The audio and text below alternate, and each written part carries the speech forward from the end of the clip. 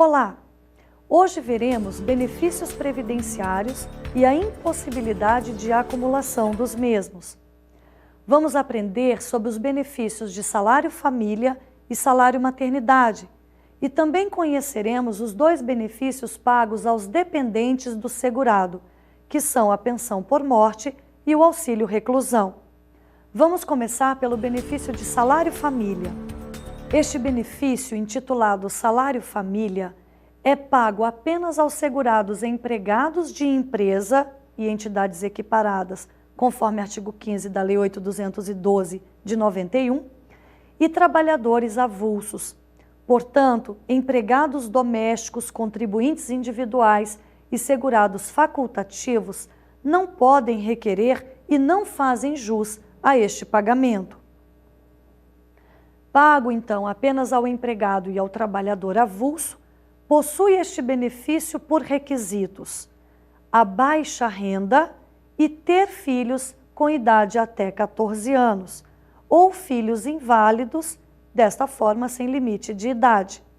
Se o filho de um determinado segurado possui 30 anos, mas uma invalidez permanente, continuará o segurado a perceber benefício de salário-família. No entanto, esta incapacidade, quando a criança ou adolescente tiver mais de 14 anos, tem que ser comprovada por perícia médica administrativa junto a um dos postos de atendimento da Previdência Social. Cumprindo os requisitos, tendo, portanto, baixa renda e filhos até 14 ou inválidos de qualquer idade, o segurado precisa apresentar ainda à empresa na qual trabalha ou órgão gestor de mão de obra ou sindicato, se for trabalhador avulso, alguns documentos. Estes documentos variam conforme a idade do filho. Se a criança tiver de 0 a 7 anos, o segurado precisará comprovar à empresa a vacinação obrigatória desta criança, apresentando todos os anos o cartão de vacinação com a vacinação obrigatória preenchida.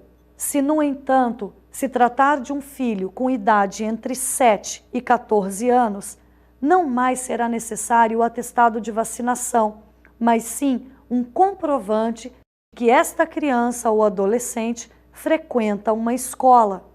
O comprovante de frequência escolar deve ser apresentado 2 vezes a cada ano, sempre nos meses de maio e novembro. Se não apresentados esses documentos, seja o cartão de vacina ou a frequência escolar, a empresa ou o órgão gestor de mão de obra ou sindicato interromperão o pagamento do benefício e ele só retornará a ser pago quando da regularização da documentação necessária. O benefício de salário-família é pago por cotas. Isto significa que cada filho que você tem com idade até 14 anos ou inválidos de qualquer idade corresponde a uma cota. Não há limite mínimo ou máximo de cotas. Se estamos falando de um segurado que possui 8 filhos e os 8 filhos menores de 14 ou inválidos, ele receberá 8 cotas de salário-família. Se for apenas um filho, uma cota.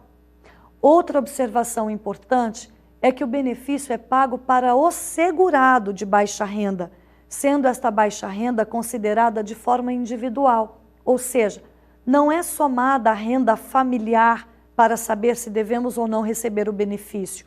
É a renda individual de cada segurado. Isto é importante porque temos famílias onde trabalha o pai e a mãe. Às vezes trabalham até mesmo numa única empresa, tendo o mesmo empregador. Nestes casos, deverá ser verificada a questão da baixa renda, a remuneração mensal recebida individualmente. E se elas estiverem dentro do limite que é fixado todos os anos pela Previdência Social, tanto o pai quanto a mãe irão receber o benefício de salário-família. Aqui é diferente do que acontece no imposto de renda. Lá, você só pode utilizar o filho como dependente por um dos cônjuges. Costuma dar briga na declaração de imposto de renda quando o casal tem um único filho. Não se sabe para quem vai o filho na hora da declaração. Aqui é diferente. O filho pode ser utilizado tanto pelo cônjuge varão quanto pela cônjuge do sexo feminino. Todos os dois terão direito a apresentar a documentação a seus respectivos empregadores ou órgão gestor de mão de obra se forem trabalhadores avulsos e vão fazer jus ao pagamento das cotas correspondentes desde que sua remuneração individual esteja até o limite fixado e atualizado anualmente pelo governo. Vamos conhecer a tabela atualmente vigente que define o limite de baixa renda e o valor correspondente da cota individual por filho. O benefício de salário-família é pago pela Previdência Social, mas por intermédio das empresas, órgãos gestores de mão de obra ou sindicatos. Desta forma, os empregadores, empresas ou órgão gestor ou sindicato, no caso do trabalhador avulso, irão entregar o valor das cotas correspondentes aos filhos do trabalhador através da folha de pagamento.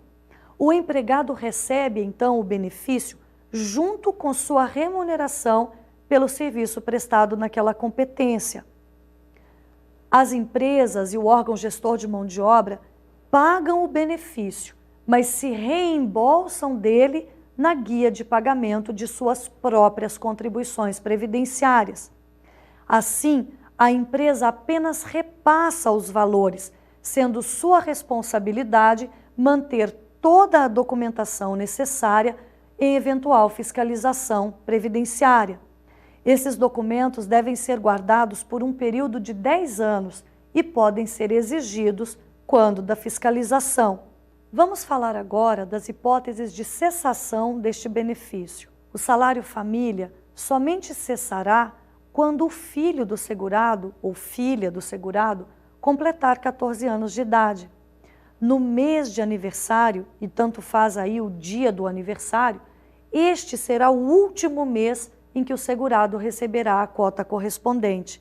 A partir da competência seguinte, o benefício estará cessado.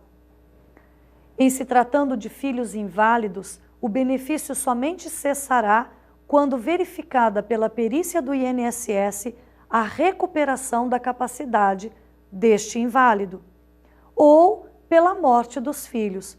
O empregado é obrigado a comunicar, assim como o é também o trabalhador avulso, quando do falecimento de um filho pelo qual estivesse recebendo o benefício de salário-família.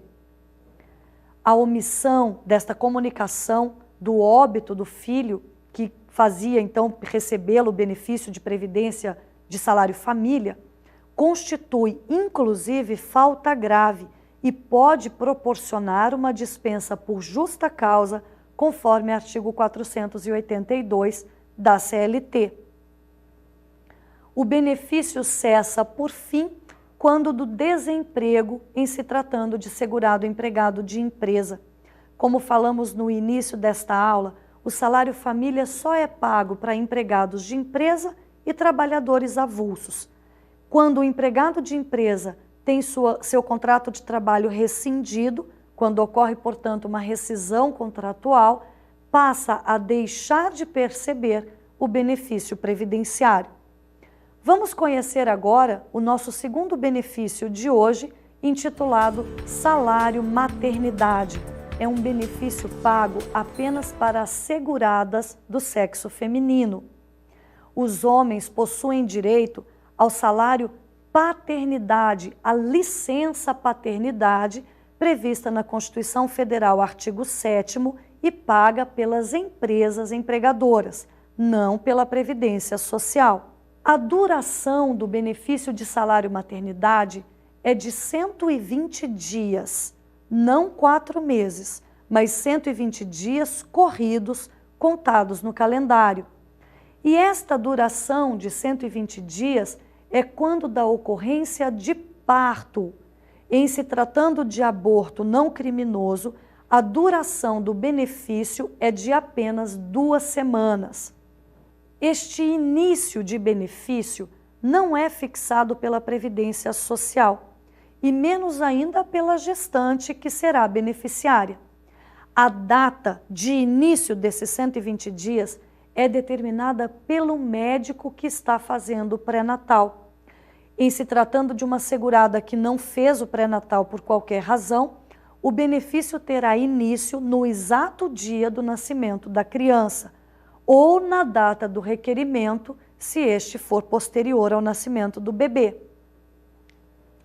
Cumpre observar ainda que este prazo de 120 dias pode ser prorrogado por mais 2 semanas, se assim justificar a necessidade médica. O médico que acompanha, portanto, a gestante ou a parturiente pode dar um atestado, dependendo das circunstâncias, justificando o porquê ela ou o bebê necessitam da prorrogação do prazo. Esse atestado passará pelo crivo da perícia médica do INSS, que, se julgar adequado o pedido, pode prorrogar o benefício por 2 semanas.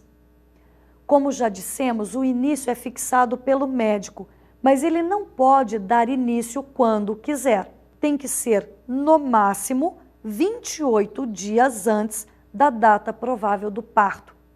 Essa data aparece em todos os exames de ecografia ou ultrassonografia.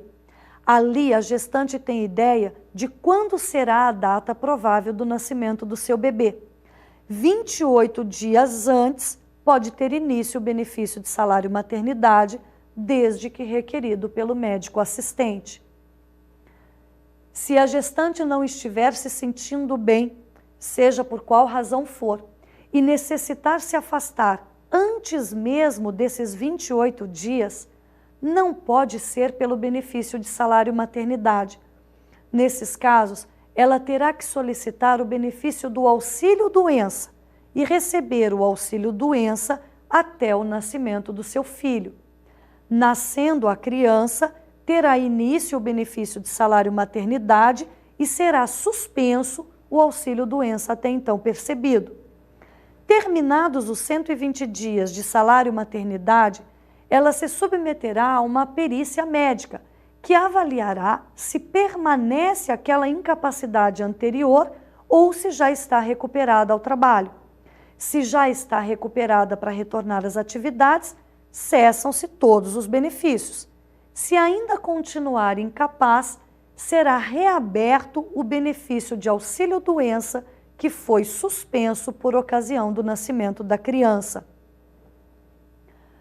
O benefício de salário maternidade, com duração de 120 dias, é devido ainda que se trate de natimorto ou ainda que a criança venha a falecer logo após o nascimento.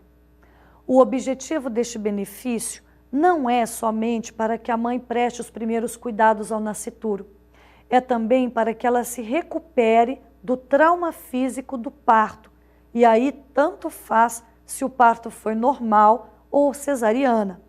O benefício é, então, também para a recuperação da gestante, da mãe, e por isso ele permanece ainda que o bebê nasça sem vida ou ainda que venha a falecer logo após o parto. E o benefício será devido também para as mães adotivas, com duração proporcional à idade do adotado.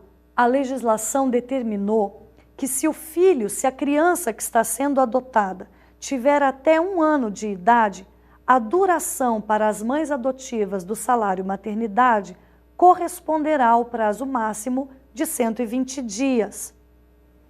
No entanto, se esta criança tiver entre 1 e 4 anos de idade, a duração do benefício será de apenas 60 dias.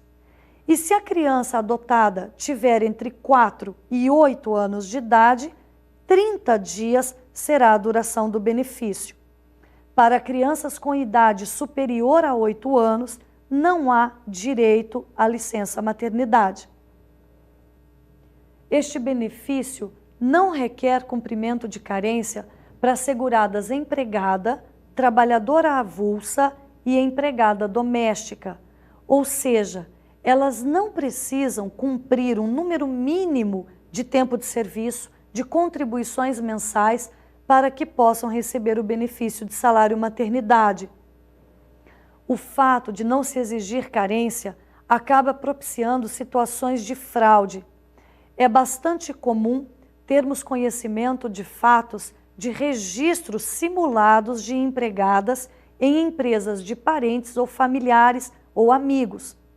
Nestes casos, a empregada simula um registro naquela empresa e não vai de fato trabalhar ali.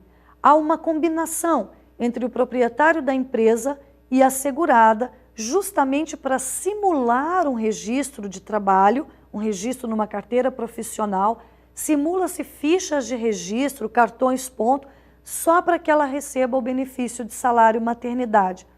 Esse procedimento é crime e tanto o empregador quanto a beneficiária podem sofrer pena de reclusão que varia de 2 a 5 anos, além de multa. Se de um lado não há carência para empregadas avulsas e empregadas domésticas, esta carência existe para as demais contribuintes.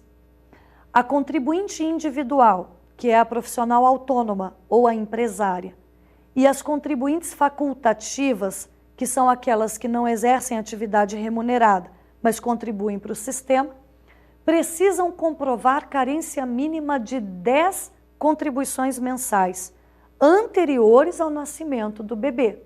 Esta carência de 10 meses também vai ser utilizada pela segurada especial, só que em vez de comprovar 10 contribuições, ela tem que comprovar 10 meses de efetivo trabalho rural na condição de segurada especial.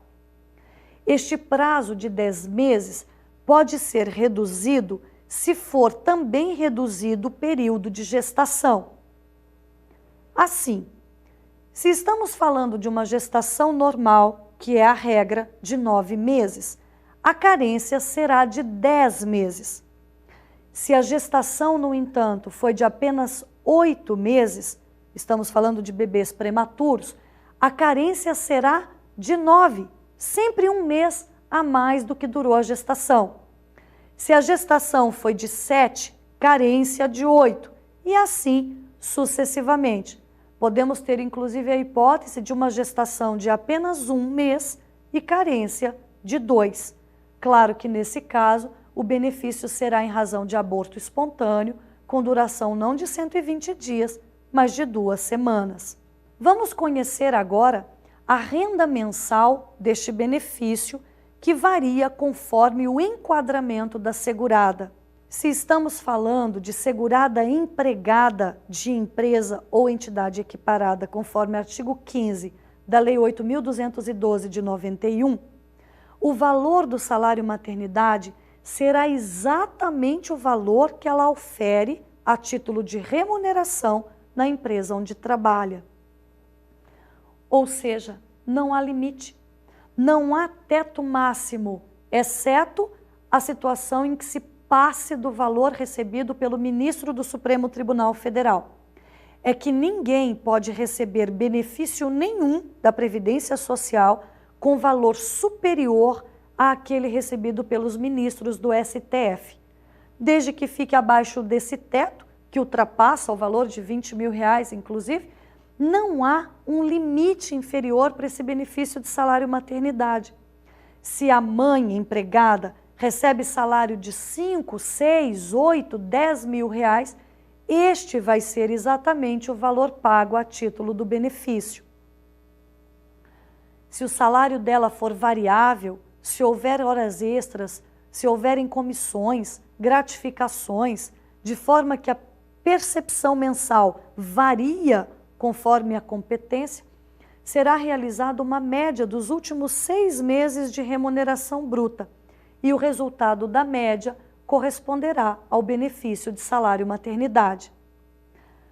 Se estivermos falando, no entanto, da segurada empregada doméstica, o valor já será diferente. O valor do benefício corresponderá ao seu último salário de contribuição, ou seja, observa-se aí o teto máximo fixado pela Previdência Social. Já em se tratando de trabalhadoras avulsas, o valor será o mesmo valor auferido no último mês de prestação de serviços.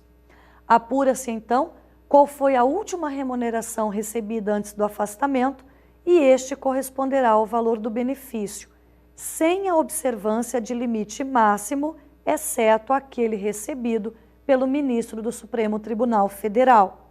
Já a segurada especial recebe o benefício no valor de um salário mínimo.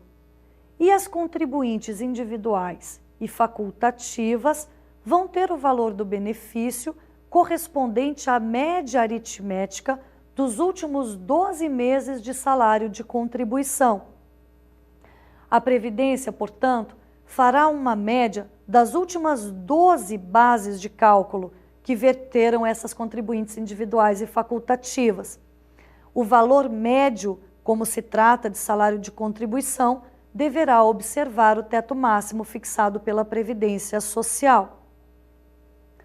Com referência à modalidade de pagamento, temos apenas duas regras.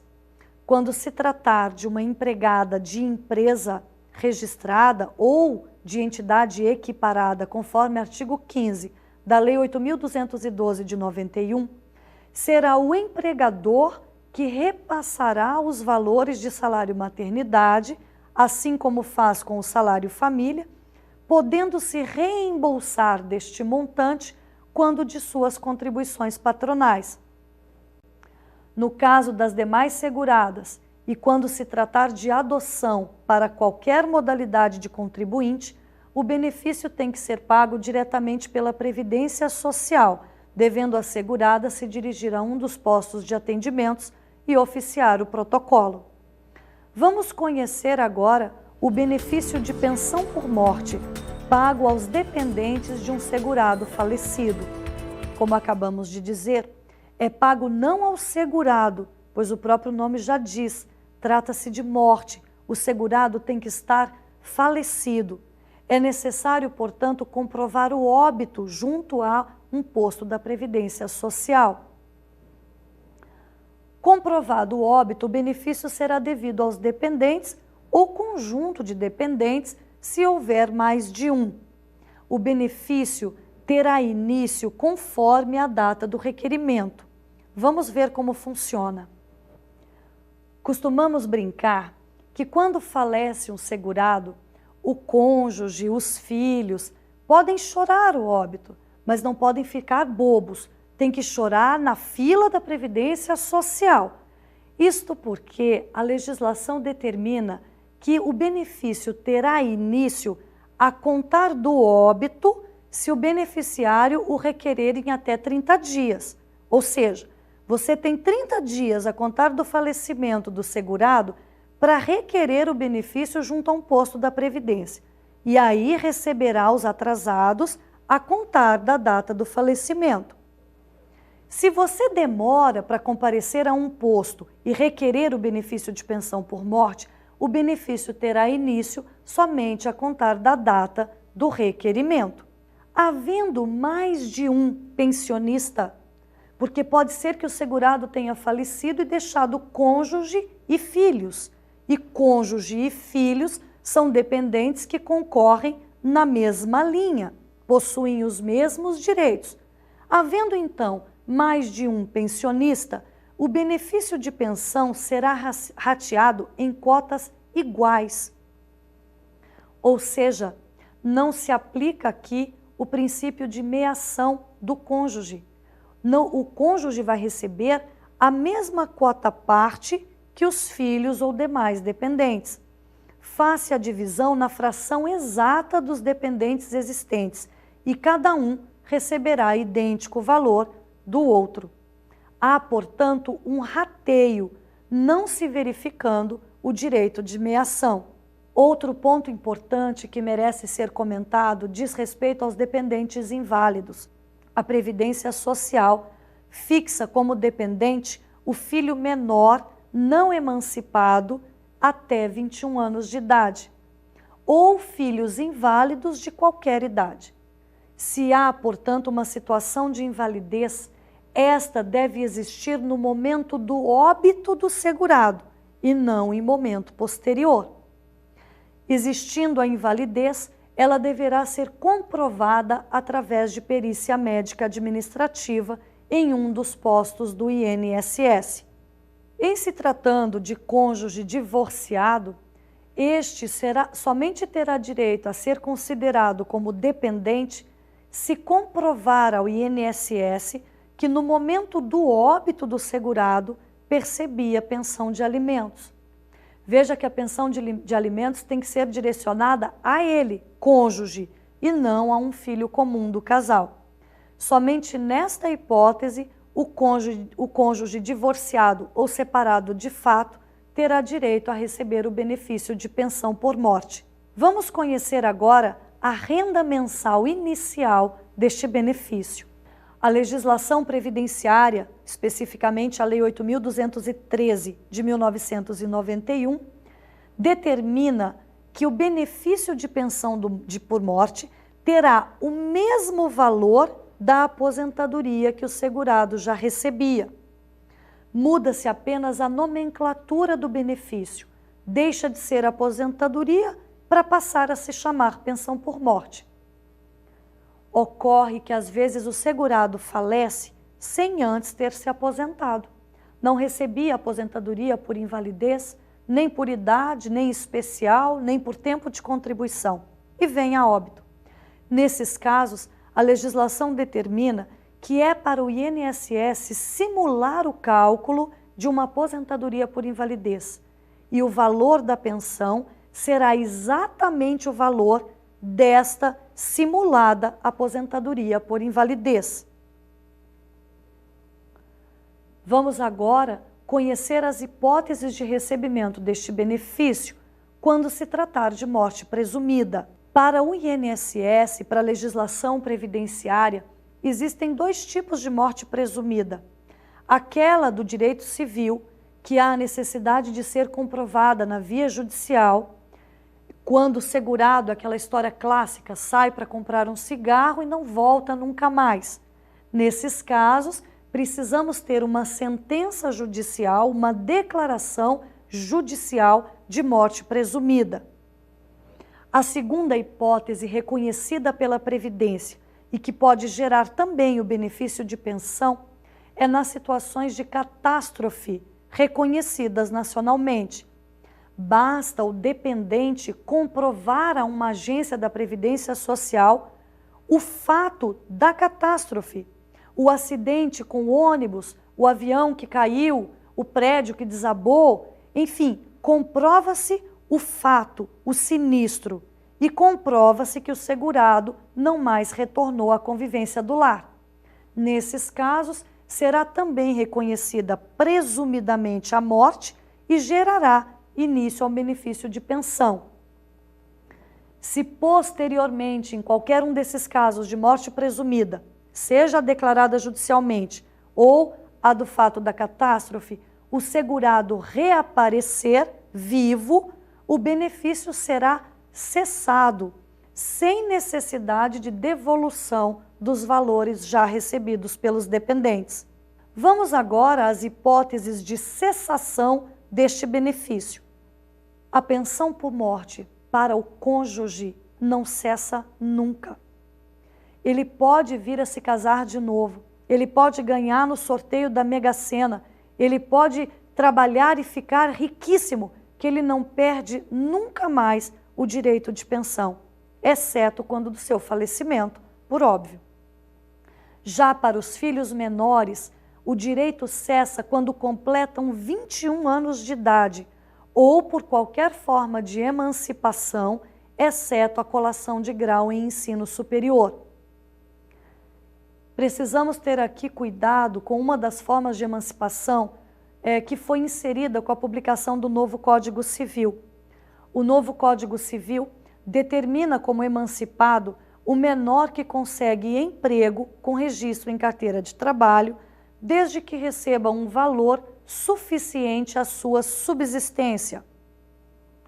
Como para o direito do trabalho não é possível contratarmos uma pessoa sem pagarmos a ela o salário mínimo, e como a Constituição determina que o salário mínimo é suficiente para a nossa sobrevivência básica, qualquer trabalhador ganha, pela legislação, o suficiente para a sua subsistência. e desta forma, qualquer menor registrado vai estar automaticamente emancipado e perde, assim, a qualidade de dependente para fins previdenciários. Para o menor, portanto, o direito cessa quando completa 21 ou por qualquer forma de emancipação, inclusive trabalho remunerado, com exceção única da colação de grau em ensino superior. Já para os filhos inválidos, o direito cessa quando cessar a incapacidade decorrente da invalidez. Se esta incapacidade, esta invalidez for permanente, o benefício somente cessará com o óbito deste segurado, beneficiário. O benefício de auxílio-reclusão é devido também ao dependente ou conjunto de dependentes do segurado. Desta vez, quando o segurado é recolhido à prisão. Requisitos para a percepção deste benefício, portanto, são apenas 2. Comprovar, mediante documentação hábil, que o segurado está preso e ser este segurado de baixa renda, ou seja, que a sua última contribuição, o seu último salário de contribuição esteja no limite considerado como baixa renda, limite este fixado e atualizado pela Previdência Social todos os anos. Desta forma, comprovando-se que o segurado se encontra recluso e sendo sua última contribuição no valor até o limite fixado pela Previdência, terão os seus dependentes direito ao benefício de auxílio-reclusão. As regras de cálculo deste benefício seguem as mesmas regras que falamos há pouco para o benefício de pensão por morte. Também a forma de pagamento aos dependentes é idêntica, havendo o rateio em cotas iguais a todos os dependentes habilitados a ele. Cumpre mencionar apenas que, para ter direito a receber o benefício, o segurado que está recluso não pode receber renda, não pode estar trabalhando, não ser aposentado e nem recebendo o benefício de auxílio-doença. Isto porque a finalidade deste benefício de auxílio-reclusão é garantir fonte de renda para os dependentes sobreviverem enquanto o segurado está recolhido à prisão. Se ele tiver outra fonte de renda, portanto, prejudicada está a finalidade do benefício. Caso ele seja solto, cessa o benefício. E caso haja a fuga da prisão, o benefício será interrompido, sendo retornado o pagamento quando da recaptura do segurado fujão.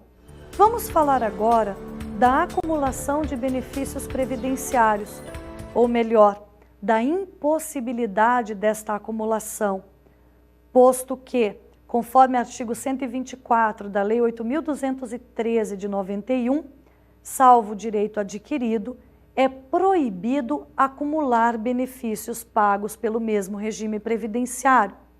Vamos ver, então, o conteúdo do artigo 124 e os benefícios que não podem ser acumulados pelo regime geral de previdência social. Lei 8.213, de 1991, artigo 124.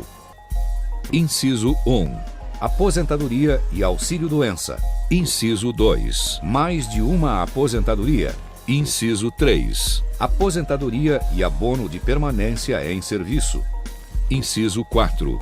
Salário maternidade e auxílio-doença. Inciso 5. Mais de um auxílio-acidente. Inciso 6. Mais de uma pensão deixada por cônjuge ou companheiro, ressalvado o direito de opção pela mais vantajosa. Parágrafo único. É vedado o recebimento conjunto do seguro-desemprego com qualquer benefício de prestação continuada da Previdência Social, exceto pensão por morte ou auxílio-acidente. Cumpre ressaltar que, havendo direito a mais de um benefício de pensão por morte, o dependente beneficiário deverá optar por aquele que for mais vantajoso. Ressaltamos ainda, e por fim, que o benefício previdenciário, qualquer que seja ele, não pode nunca ser acumulado com o benefício de seguro-desemprego. E encerramos dizendo que, qualquer que seja a aposentadoria que você receba, você pode retornar à atividade laborativa, com exceção somente do benefício de aposentadoria por invalidez. Ficamos por aqui, tendo terminado o tema de hoje.